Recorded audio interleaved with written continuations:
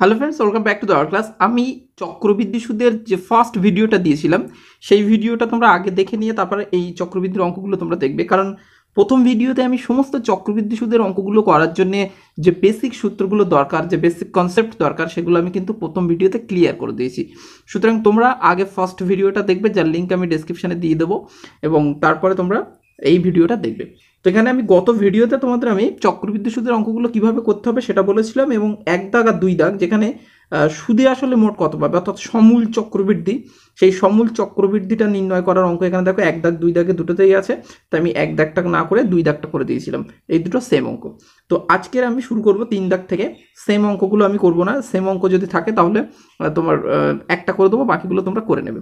তো এখানে দেখো তিন দাগের অঙ্ক যেটা বলছে, এটা হচ্ছে গৌতম বাবু 2000 টাকা বার্ষিক 6% চক্রবৃদ্ধি সুদের হারে 2 বছরে ধার নিয়েছিলেন, ঠিক 2 বছরের জন্য। 2 বছর পর তিনি কত টাকা চক্রবৃদ্ধি সুদ দেবেন। দেখো এটা কিন্তু চক্রবৃদ্ধি সুদের অঙ্ক। তো এই চক্রবৃদ্ধি সুদ নির্ণয় করতে বললে তুমি কিভাবে করবে দেখে নাও। তো ফার্স্ট যেটা করতে হবে,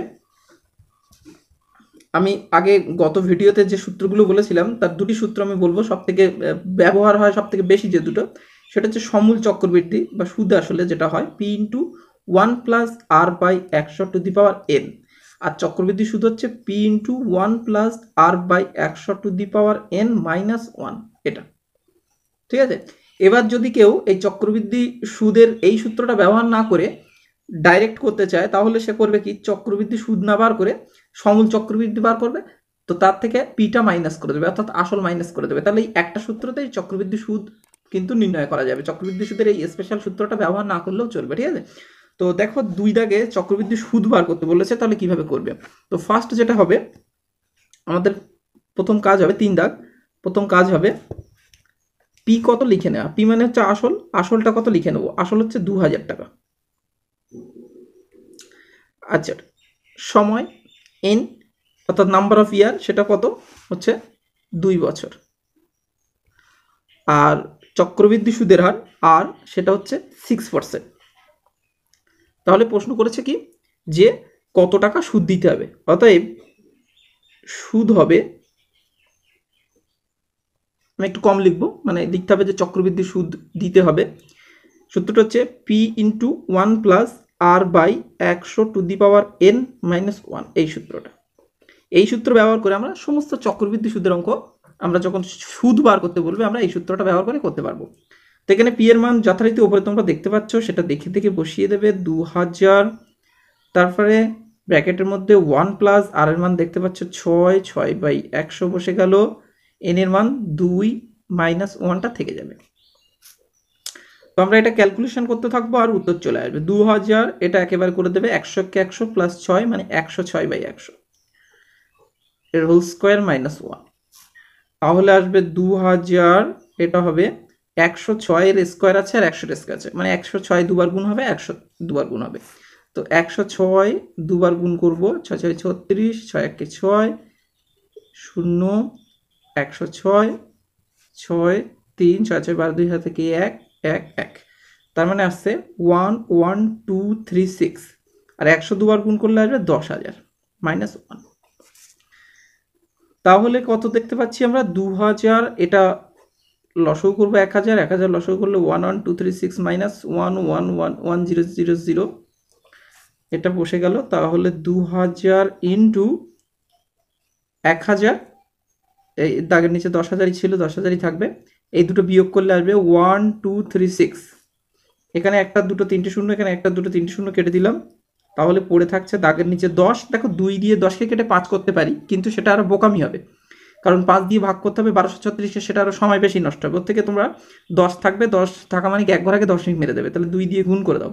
তাহলে 6 দুগুণ 12, 2 হাতে 1, 3 দুগুণ 6 আর 1 7, তারপরে 2 এ 2 এ 4, 2 1 2, এত টাকা।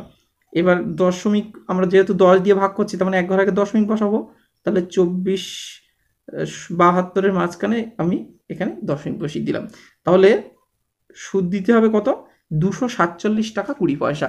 তো এই হচ্ছে চক্রবৃদ্ধি সুদ বার করার অঙ্ক, ঠিক আছে।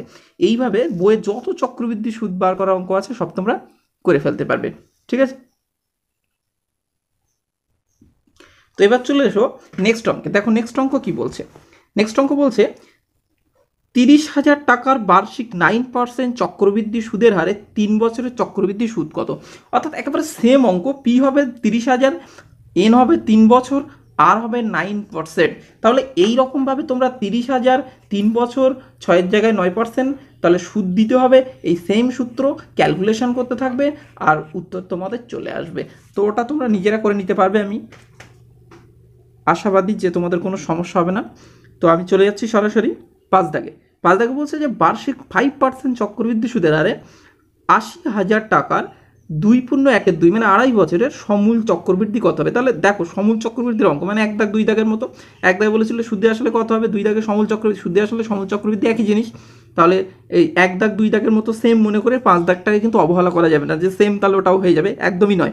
এখানে কিন্তু সময়ের একটা ঝামেলা দিয়ে রেখেছে, সেটা দেখো 2.5 বছর, অর্থাৎ এন সমান 2.5 বছর নিয়ে তুমি যখন এই ফর্মুলায় বসিয়ে দেবে, এই যে সমূল চক্রবৃদ্ধি মানে এই ফর্মুলায় বসাতে হবে, তাহলে এন এর মান যখন 2.5 বছর, তাহলে এই ব্র্যাকেটের ভিতরে যে জিনিসটা আসবে সেটা কিন্তু 2.5 বার গুণ করা অসম্ভব ব্যাপার। সুতরাং এই ফর্মুলায় কিন্তু ওই 2.5 বছর দিয়ে অঙ্ক করা যাবে না। তো আমরা কি করব, এই ফর্মুলায় আমরা 2.5 বছরের 2 বছর নিয়ে কাজ করব, আর হাফ বছর কিন্তু আমরা সেই সরল সুদ কষার অঙ্ক থেকে সুদ বার করব।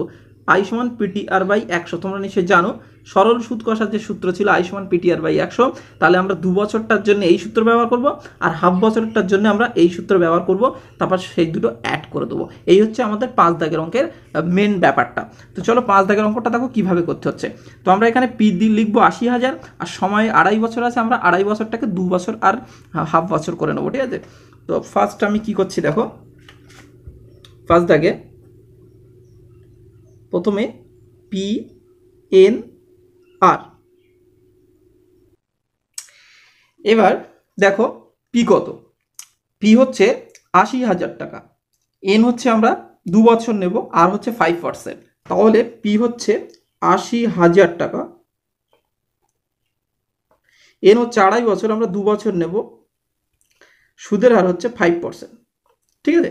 তাহলে আমাদের বলেছে সমূল চক্রবৃদ্ধি কত, তাহলে আমরা দেখি 2 বছরে কত হচ্ছে, 2 বছরের টোটাল আমাদের কত সুদ হচ্ছে আমরা সেটাকে দেখে নেব।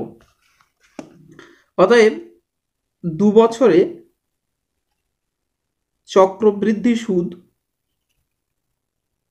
কত হচ্ছে, আমাদের যে সূত্র P into 1 plus R by 100 to the power N minus 1। তো পি এর মান আমরা বসিয়ে দিলাম 80,000 ইন্টু 1 প্লাস আর এর মান হচ্ছে 5/100 whole to the power 2 minus 1। তার মানে আমরা বলতে পারি 80,000 ব্র্যাকেটের মধ্যে 105/100 তার স্কোয়ার মাইনাস 1। তার মানে 80,000 ব্র্যাকেটের মধ্যে 105কে আমার দুবার গুণ করতে হবে। তো 105 দুবার গুণ করলে কত হচ্ছে,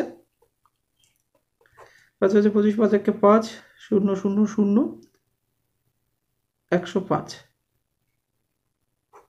তাহলে 5 2 10 0 হাতে কি 11025, তাহলে এটা আসবে 11025, আর দাগের নিচে আসবে 10,000 মাইনাস 1। তো এটা আমরা করব কি, 80,000 ব্র্যাকেটের মধ্যে 10,000 লসাগু 11,025 মাইনাস 10,000, সো আসছে 80,000 ইন্টু দাগের নিচে 10,000 থাকছে, আর দাগের উপরে 1,025 বিয়োগ করে যেটা পাচ্ছি। তো এখানে 1 2 3 4 শূন্য কেটে দিলাম, 1 2 3 4 শূন্য কেটে দিলাম, তাহলে পাচ্ছি কত 8, আর এটা তাহলে গুণ করে আসবে 5 8 40 শূন্য হাত থেকে 4, 8 2 16 আর 4 20 শূন্য হাত থেকে 2, 8 0 0 হাতে 2 বসে গেল, 8 একে 8।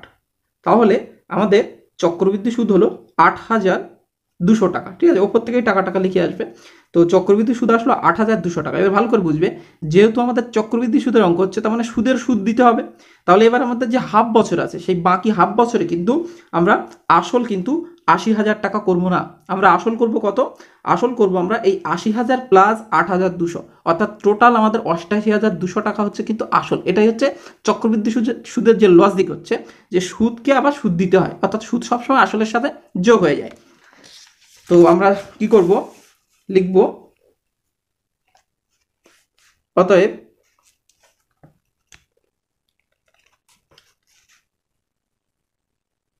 সুদে আসলে মোট হলো আমাদের আসল ছিল 80,000 টাকা, সুদ হয়েছে 8,200 টাকা। ঠিক আছে, তার মানে আমাদের সুদে আসলে টোটাল হয়েছে 88,200 টাকা।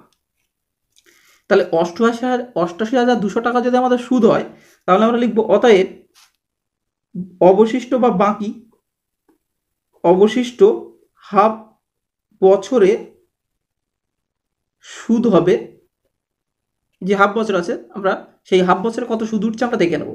তো সূত্রটা কি, PTR/100। পি মানে হচ্ছে আমাদের 88,200, টি হচ্ছে আমাদের হাফ বছর, আর হচ্ছে 5%। এই তাহলে PTR/100। তাহলে আমরা দেখতে পাচ্ছি সুদ কত আসছে, আমরা এটা ক্যালকুলেশন করলে পেয়ে যাবো। 1 2 0 কেটে যাচ্ছে, 2 দিয়ে এটা কাটলে 4 4 1, তাহলে 5 একে 5, 5 4 5 20, 0 হাত থেকে 2, 4 5 20, 21 22। অর্থাৎ হাফ বছরের সুদ হচ্ছে 2,205 টাকা হচ্ছে হাফ বছরের সুদ। তাহলে আমাদের প্রশ্ন করেছে যে চক্রবৃদ্ধি, সমূল চক্রবৃদ্ধি কত। ভালো করে দেখো, আমাদের প্রশ্ন করছে যে 2.5 বছরের সমূল চক্রবৃদ্ধি কত। অতএব উত্তরটা দেখো কেমনভাবে লিখতে হবে। অতএব 2.1 বছরের সমূল চক্রবৃদ্ধি। সমূল চক্রবৃদ্ধি মানে কি, সুদ আসল টোটাল কত হলো। তো আমাদের এই যে 2 বছর মানে হাফ বছর আগে পর্যন্ত আমাদের আসল ছিল কত, 88,200 এই পর্যন্ত হয়েছিল সুদে আসলে। আবার হাফ বছরে আমাদের এই সুদটা উঠেছে, তাহলে প্লাস 2,205 এত টাকা। ঠিক আছে, তাহলে আমরা দেখতে পাচ্ছি এই দুটো যোগ করে আসছে 504,890 হাতে থেকে এই, তাহলে 90,405 টাকা। অর্থাৎ 2.5 বছরের সমূল চক্রবৃদ্ধি হবে 90,405 টাকা। এবার আমি তোমাদের এই অঙ্কটাই একটু অন্যভাবে করাবো। অনেকে তোমরা ভাবছো যে একটু যদি শর্ট করা যেত অঙ্কটা, তো আমি তোমাদের একটু শর্ট পদ্ধতি দেখাবো। ঠিক আছে, শর্ট প্রসেস।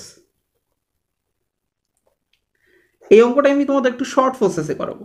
দেখো, তোমাদের আমি বলেছিলাম যে সমূল চক্রবৃদ্ধি সূত্র হচ্ছে P×1+R/100⁴n। এবার আমি বলেছিলাম যদি টাকা মানে 6 মাস অন্তর দেয়, সেক্ষেত্রে একটা সূত্র তোমাদের বলেছিলাম, সেটা হচ্ছে P×1+R/, যেখানে আমি বলেছিলাম 200 হবে, R/200⁴n। এই একটা সূত্র তোমাদের বলেছিলাম যদি টাকা 6 মাস অন্তর দেয়। তোমরা প্রথম ভিডিওতে নিশ্চয়ই দেখেছো। তো এক্ষেত্রে আমি কি করব, এই 2.5 বছর আছে না, 2.5 বছরটাকে আমি করব 2 বছর প্লাস হাফ বছর। তো 2 বছরটার জন্য আমি প্রথম সূত্রটা ব্যবহার করব, আর হাফ বছরটার জন্য আমি এই সূত্রটা ব্যবহার করব। তাহলে অঙ্কটা একেবারে শর্টকাট হয়ে যাবে। তো পি প্রথমে আমি একটু করে দেই। পি হচ্ছে তোমার 80,000 টাকা। ঠিক আছে, এন হচ্ছে কত, 2.5 বছর। তো 2.5 বছরটাকে কায়দা করে লিখবে যে 2 বছর প্লাস হাফ বছর, 2 প্লাস 1/2 এত বছর, একটু ভাগ করে লিখে নিলাম। ঠিক আছে, এবার তোমার সুদের হার দিয়েছে এখানে 5%। তাহলে আমাদের 2.5 বছরের প্রশ্ন করেছে কি, 2.5 বছরের সমূল চক্রবৃদ্ধি কত। 2.5 বছরের সমূল চক্রবৃদ্ধি হবে সূত্রটা প্রথমে 2 বছরের জন্য এই সূত্র। তাহলে সূত্রটা কি, P×1+R/100⁴n। আর হাফ বছরের জন্য এই সূত্রটা, তো পি বারবার ব্যবহার করা যাবে না, পি একবারই 1+R/200⁴n। ঠিক আছে, এবার এই সূত্র যেটা আমি লিখলাম এটা তোমাদের বোঝানোর জন্য লিখলাম, এই সূত্রটা তোমরা লিখবে না, কারণ এখানে এন মানে কোন এনটা নেবে, এই এনটা কোনটা, এই এনটা কোনটা সেটা বোঝানো খুব দুষ্কর। তো জাস্ট এই সূত্রটা আমি তোমাদের বোঝানোর জন্য দেখাচ্ছি। অ্যাকচুয়ালি ডিরেক্টলি তোমাদের মান বসাতে হবে। যেমন পি, তাহলে পি কত, 80,000। এই সূত্রটা তোমরা কিন্তু লিখবে না। তাহলে কি হচ্ছে 80,000, ঠিক আছে, 80,000 ইন্টু 1 প্লাস আর হচ্ছে কত, 5/100⁴n, এন মানে আমাদের 2, আর 1 প্লাস এবার আর আছে, আর মানে কত 5, 5/200⁴2 ইন্টু এন মানে কত, হাফ। তাহলে তোমার এই অঙ্কটা তোমার খুব সহজে হয়ে যাবে। এর ভালো কথা দেখো, যদি বলো যে সূত্রটা লিখলে কোনো অসুবিধা আছে, ভালো করে দেখো, যদি সূত্র লিখতেই চাও তাহলে n ইজিক্যাল টু, তোমাকে 2.5 বছর লিখলে হবে না, তুমি লিখবে n1 ইকুয়াল টু 2 বছর আর n2 ইজিক্যাল টু হাফ বছর। তাহলে এখানে n1 করে দেবে আর এখানে n2 করে দেবে, তাহলে এই সূত্রটা লেখা যাবে। আর সবথেকে ভালো হয় এই সূত্রটা না লিখে ডিরেক্টলি মান বসিয়ে দেওয়া। P×1+R/100⁴n, n মানে 2 বছর, আর ফ্র্যাকশনের জন্য অর্থাৎ 1/2 ভগ্নাংশ বছর ছিল সেটার জন্য আমি এই সূত্র ব্যবহার করলাম। এবার দেখো তাহলে কি হচ্ছে, 80,000 এটা হচ্ছে তোমার 105/100 স্কোয়ার, এটা হবে 205/200 এই 2 2 কেটে যাচ্ছে, তার মানে পাওয়ারে কিছু দেওয়ার দরকার নেই।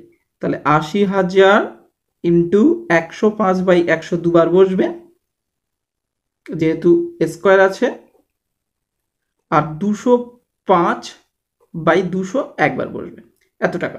এবার কাটাকুটি করবে, কাটাকুটি করার সময় দেখো 1 2 3 4, 4টে শূন্য, 1 2 3 4, 4টে শূন্য কেটে গেল। এবার এই 200কে যদি তুমি 2 দিয়ে কাটো তাহলে 100, আর এক্ষেত্রে তোমরা যদি একে 2 দিয়ে কাটো তাহলে 4।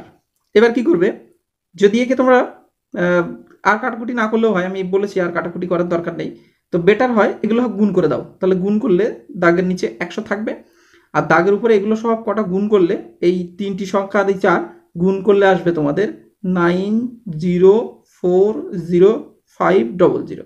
এবার এই দুটো শূন্য এই দুটো শূন্য কেটে দিলাম, আর যদি নাও কাটতো তাহলে 100 থাকা ধরুন 2 ঘর আগে দশমিক মেরে দিতাম, তাহলে উত্তর হচ্ছে 90405, অর্থাৎ 90,405 টাকা। তো আগের উত্তরটা দেখে নাও, 90,405 টাকা। তাহলে সেম ব্যাপার, একেবারে ইজিলি করতে পারবে। তোমরা কাজ কি করবে, PNR লিখে নেবে, নিয়ে ডাইরেক্ট বলবে 2.5 বছরের সমল চক্রবৃদ্ধি হবে বলে এই যে সূত্রটা, এই সূত্রটা তোমরা বসিয়ে দেবে, ব্যাস। তাহলে তোমাদের অঙ্কটা কিন্তু একেবারে 4 আঙুলের মধ্যে কমপ্লিট হয়ে যাবে। তো চলে এসো নেক্সট অঙ্ক, দেখো কি বলছে। বলছে ছন্দা দেবী বার্ষিক 8% চক্রবৃদ্ধি সুদের হারে কিছু টাকা 2 বছরের জন্য ধার করেন। চক্রবৃদ্ধি সুদ দিতে হয়েছে 2,496 টাকা। ছন্দা দেবী কত টাকা ধার করেছিলেন? ভালো করছে। তো এদের মতো একদমই নয়, সম্পূর্ণ এটা একটা আলাদা করছে। তো এখানে কত টাকা ধার নিয়েছিলেন অর্থাৎ পি নির্ণয় করতে হবে, অর্থাৎ আসল কত সেটা আমাদের নির্ণয় করতে হবে। তো তোমাদের আমি এবার একটা আসল নির্ণয় করার অঙ্ক শেখাবো। যখন বলবে আসল নির্ণয় করো তখন কিভাবে করবে। তো ফার্স্ট যে কাজটা হবে, তোমাদের লিখবে পি সমান সমান জিজ্ঞাসা চিহ্ন, অর্থাৎ আমাদের আসল বার করতে হবে। এন সেটা হচ্ছে 2 বছর, সুদের হার 8%। এন হচ্ছে 2 বছর, আর সুদের হার যেটা আছে সেটা হচ্ছে তোমার 8%। এবার একটা জিনিস দেওয়া থাকবে, যখন দেখবে যে PNR এর মধ্যে যে কোনো একটা জিজ্ঞাসা চিহ্ন পড়েছে, অর্থাৎ ধরো বললো যে আসল কত, বা ধরো বললো সময় কত, ধরো বললো যে সুদের হার কত, সেক্ষেত্রে আমরা দেখব যে খুব সুন্দরভাবে আমাদের শর্ত অনুসারে করার জন্য আমাদের একটা জিনিস দেওয়া আছে, অর্থাৎ হয় সমল চক্রবৃদ্ধি দেওয়া থাকবে, নয় সুদ আসল, অর্থাৎ সমল চক্রবৃদ্ধি অথবা তোমাদের চক্রবৃদ্ধি সুদ, এটা দেওয়া থাকবে। তো আমাদের এই অঙ্কে দেখো কি দেওয়া আছে, এই অঙ্কে দেওয়া আছে যে চক্রবৃদ্ধি সুদ হচ্ছে 2,496 টাকা। তো 2,496 টাকা যদি চক্রবৃদ্ধি সুদ হয়, তাহলে আমরা সেটা শর্তা হিসেবে কাজে লাগাতে পারবো। শর্তা আমরা চক্রবৃদ্ধি সুদের কি সূত্র জানি, পি ইন্টু 1 প্লাস r/100⁻n-1, এটা আমরা জানি চক্রবৃদ্ধি সুদ। কিন্তু আমাদের চক্রবৃদ্ধি সুদের যেটা দেওয়া আছে বইয়ে, সেটা হচ্ছে 2,496 টাকা। অর্থাৎ আমরা এখানে খুব সহজে পি এর মান পাচ্ছি না, পি রেখে দিলাম, 1 প্লাস আর এর মান এখানে দেখতে পাচ্ছি 8, 100, এন এর মান উপরে আছে 2, -1 বসিয়ে দিয়ে আমরা জাস্ট এটা ক্যালকুলেশন করব, আর পি এর মান বেরিয়ে যাবে। একেবারে কিছু বেশি একেবারে লিখতেই হবে না এই অঙ্ক। তো এখানে দেখো কি হচ্ছে, এটা হবে তোমার 108/100 তার স্কোয়ার -1, আর এদিকে আসছে 2496। তো পি ইন্টু 108/100, অর্থাৎ 100কে আমরা দুবার গুণ করলে পাবো 10,000, আর 108কে দুবার গুণ করলে কত হয় সেটা আমাদের একটু গুণ করে দেখতে হবে। 108 ইন্টু 108, তো 28টা 64, 8 একে 8, আর এখানে আসছে তোমার 3টি 0, এখানে 108, সো 46611, তাহলে 11,664 -1 ইকুয়াল টু 2496। ঠিক আছে, এবার তোমরা এখানে স্টেপ জাম দিয়ে করতে পারো। 11,664/1000 -1, তার মানে এটা দিয়ে এটা গুণ করে এটা মাইনাস করতে হবে। তার মানে অ্যাকচুয়ালি এই ওপরের সংখ্যাটা থেকে 10,000 মাইনাস হবে, তার মানে এই সামনের 1টা আউট হয়ে যাবে, 1664। তাহলে একেবারে করে দিলে কি করবে, সামনের 1টাকে আউট করে দেবে, একেবারে করে দিতে পারো, কোনো অসুবিধা নেই। এটা আসছে তাহলে 2496। তাহলে এখান থেকে আমরা পি এর মানটা খুব সহজে বার করতে পারি। 2496 ইন্টু উপরে আসছে কত, 10,000, সেটা উপরে নিচে ছিল, ওইদিকে গিয়ে উপরে উঠে গেল, আর নিচে আসছে তোমার 1664। তাহলে তোমরা যদি এটাকে কাটাকুটি করো, তাহলে দেখবে কাটাকুটি করার থেকে বেটার পদ্ধতি আমি তোমাদের বলছি, তোমরা ভাগ করে দেবে। ভাগ কিন্তু দারুণ সহজ হবে, আমি তোমাদের দেখাচ্ছি। দেখো এটার সাথে এটা গুণ করলে 4টি শূন্যের পাশে বসে গেল, তোমরা সবাই জানো এটাকে এটা দিয়ে কাটাকুটি করার দরকার নেই, ডিরেক্টলি ভাগ করে দেবে। ঠিক আছে, ভাগ করে দিলে তোমরা যেটা পাবে, প্রথমে 1 দিয়ে দেবে, ভাগটাও খুব সহজ হবে, দেখে ভয় পাওয়ার কিছু নেই। প্রথমে 1 দিয়ে দেবে, 1 দেওয়ার পরে দেখবে 5 দিয়ে দিলে ভাগ মিলে যাচ্ছে, ঠিক আছে? তাহলে শূন্য কটা বাড়তি থাকবে সেগুলো নামিয়ে দেবে। অর্থাৎ আসল আমরা বলতে পারি, অর্থাৎ সন্ধ্যাদেবী ধার নিয়েছিলেন কত টাকা? সন্ধ্যাদেবী ধার নিয়েছিলেন, আমাদের যে উত্তরটা আসছে 15,000 টাকা, অর্থাৎ উত্তরটা পরিষ্কার করে লিখবে, অর্থাৎ 15,000 টাকা ধার নিয়েছিলেন। এবার দেখো 7 দাগের যে অঙ্কটা, বার্ষিক 10% চক্রবৃদ্ধি সুদের হারে কোনো আসল 3 বছরের চক্রবৃদ্ধি সুদ 2648 টাকা হলে তা হিসাব করে লিখি, মানে তা হিসাব করে লিখি মানে কোন আসল সেটা আমাদের হিসাব করতে হবে। অর্থাৎ আগের অঙ্কের সাথে সেম, সুদের হার 8% থেকে 10% হয়েছে, আর সময় 2 বছরের জায়গায় 3 বছর, আর সুদ দিয়েছিল এটা, তার পরিবর্তে এটা দিয়েছে, সেম অঙ্ক তোমরা এটা করে নিতে পারবে। ওকে, তারপরে নেক্সট ভিডিওতে তোমাদের আমি 8 দাগ থেকে করে দেবো। ওকে, সো ভিডিওটি ভালো লাগলে অবশ্যই বন্ধুদেরকে শেয়ার করবে, একটা লাইক করবে, আর দাদার ক্লাসে নতুন হয়ে থাকলে এখনই সাবস্ক্রাইব করে পাশের বেল আইকন